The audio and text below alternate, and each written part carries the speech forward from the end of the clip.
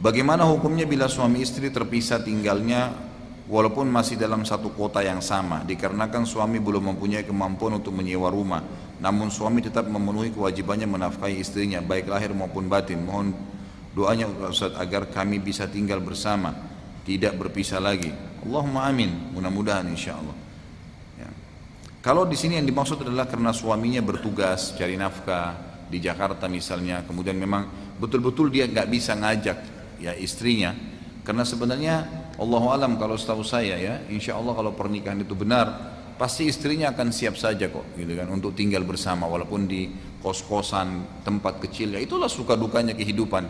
Kalau antum mau menunggu nanti punya rumah di Pondok Indah baru ngajak istri itu susah gitu kan ya. Jadi insya Allah rumah kecil pun rumah kayu nggak masalah, ini istriku kemampuan saya begini misal gitu kan, cobalah sesuai dengan kemampuan. Tapi memang kalau antum misal ada mes tempat kerja, ada asrama, memang laki-laki semua nggak bisa bawa istri itu lain. Ya ada udzur, maka tidak ada masalah. Dan insya Allah mudah-mudahan Allah memberikan antum rezeki yang luas bagi penanya dan seluruh yang hadir dan muslimin, insya Allah dimudahkan agar rezekinya diluaskan oleh Allah dan bisa bersatu tentunya dengan istri dan suami. Setelah berapa kali ikut pengajian, saya sudah memulai memperbaiki ibadah. Bila diingat-ingat dulu banyak sekali ibadah yang saya tinggalkan dengan sengaja maupun tidak sengaja, seperti sholat dan puasa, dan itu entah berapa kali saya tinggalkan. Pertanyaan saya, apakah saya masih berhutang dengan ibadah-ibadah yang pernah saya tinggalkan itu?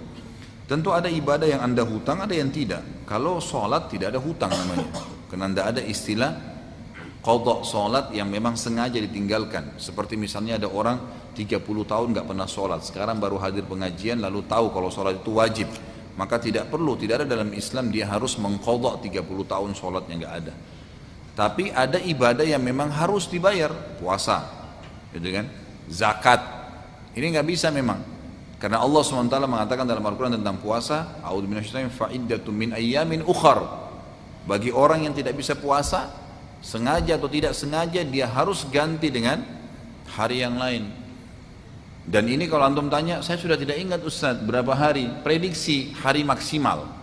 Misal 10 tahun kita tidak pernah puasa Ramadan, mungkin naudzubillah selama Ramadan itu ada 1-2 hari yang saya puasa, anggaplah 28 hari atau anggap 30 hari kali 10 tahun. Lalu antum coba pelan-pelan membayarnya, karena itu memang tidak bisa tidak dibayar kalau puasa, karena Allah suruh ganti di hari yang lain. Zakat juga begitu. Zakat itu selama antum mampu ya, misalnya Masya Allah ekonominya bagus tapi dulu-dulu tidak tahu kalau zakat harus dikeluarkan, atau tahu tapi lalai, sudah 10 tahun tidak bayar zakat, akumulasi kira-kira prediksi ya. Kalau kita ragu antara 1 juta atau 2 juta, ya cari yang 2 jutanya, ambil yang maksimal. 100 ribu atau 200 ribu zakatnya, ambil yang 200 ribu, lalu keluarkan di jalan Allah subhanahu wa ta'ala. Jika ingin mengkhitan anak, bagaimana cara sunnahnya?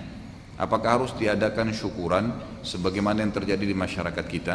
Tidak ada syukuran. Khitan itu bagian daripada pembuatan seperti tahnik, kurma yang dihalusin, ditempelin di langit-langit bayi, itu sunnah hukumnya. Sama halnya juga khitan, itu adalah wajib untuk dikhitan, tapi tidak ada perintah untuk mengiklankannya, tidak ada perintah. Para sahabat kalau khitan anaknya khitan selesai, nggak perlu buat acara. Kalau kita kan banyak bumbu-bumbunya. Memang mohon maaf saya bahasakan, kita di Indonesia ini ahli bumbu memang. Gitu. Banyak sekali bumbunya gitu kan. Embel-embelnya banyak.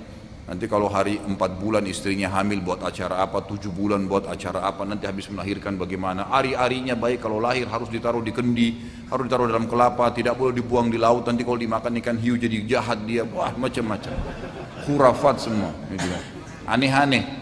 Ari-ari itu cuma bekas ya, dibuang saja tidak masalah, gali depan rumah ditanam selesai, nggak ada masalah. Dibungkus di kresek pun buang di sampah, nggak ada dosanya, nggak ada larangan, itu bukan sesuatu yang berat. Sama halnya khitan itu bukan sesuatu yang harus diiklankan. Beda kalau nikah memang diperintahkan untuk mengiklankan, nggak ada gunanya. Kenapa emang kalau anak kita nggak diiklanin khitannya, nggak ketahuan kalau dia khitan. Takut nanti kalau dia menikah, nggak ada masalah, orang tahu kok insya Allah gitu kan. Jadi khitan itu sunnah, tapi sebaiknya jangan diiklankan. Kalau pertanyaannya bagaimana cara khitan, saya tidak tahu.